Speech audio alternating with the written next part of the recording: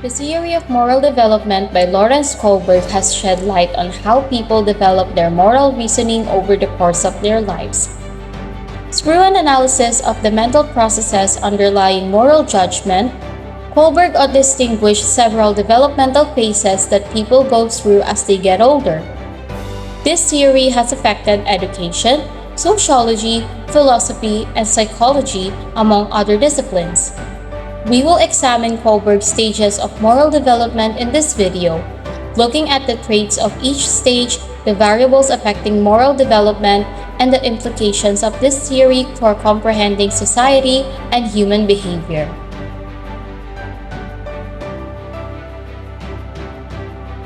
Lahat ka na.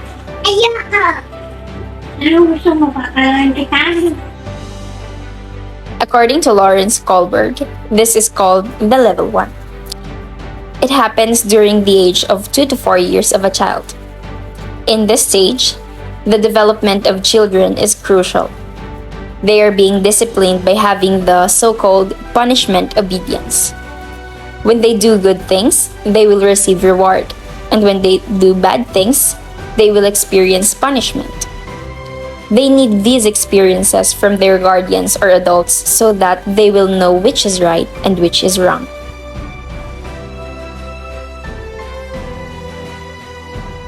May, galingan mo pag matapos nakuha mong grades, pumunta tayong Jollibee sa linggo.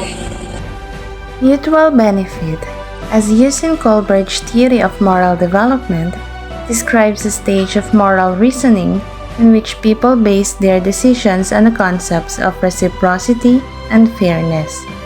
At this point, people realize that harmonious societies and strong interpersonal ties depend on cooperation and mutual gain.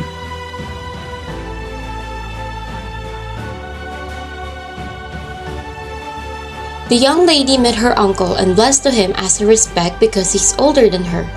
She looked at her other relatives thinking if what she did was right, and after seeing them signaled okay, she smiled shyly. This act is known as pagmamano, the show of respect to the elders, and this is related to the third stage of Lawrence Kohlberg's moral development theory known as social approval. This stage is all about good boy or good girl orientation. They always care what people around them will say and think, especially in terms of their physical appearance and their actions or values.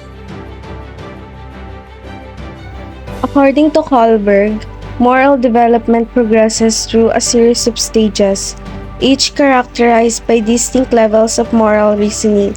At the pre-conventional level, individuals exhibit obedience and punishment orientation, where actions are judged based on their consequences and potential for punishment or reward.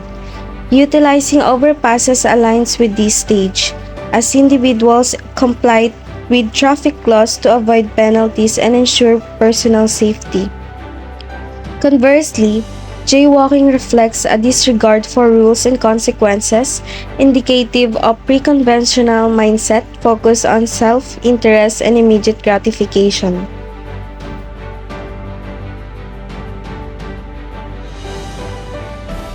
The stage 5 is called social contract. It happens after the age of 20. On this stage, a person can identify if the law is wrong and have the ability to change it. However, the change here is only within an individual. An example of this is a teacher realizing that her salary is not enough and does not complement the hard work that she's giving. She decided to take action by herself only by writing a protest letter demanding for a high salary. In the sixth stage, Kohlberg believes that this is the highest stage of functioning. However, this stage is not reachable for every individual. It is in the post-conventional level, which means that this is not enough to just recognize the law, but knowing deeper the principles behind the law is important. It leads to the appropriate action, which is determined by the development of one's conscience that involves the perspective of every person or group that could potentially be affected by the decision. There may be consequences, but people will still act to make societal changes because they are driven by moral responsibility to do the right that is needed to be done.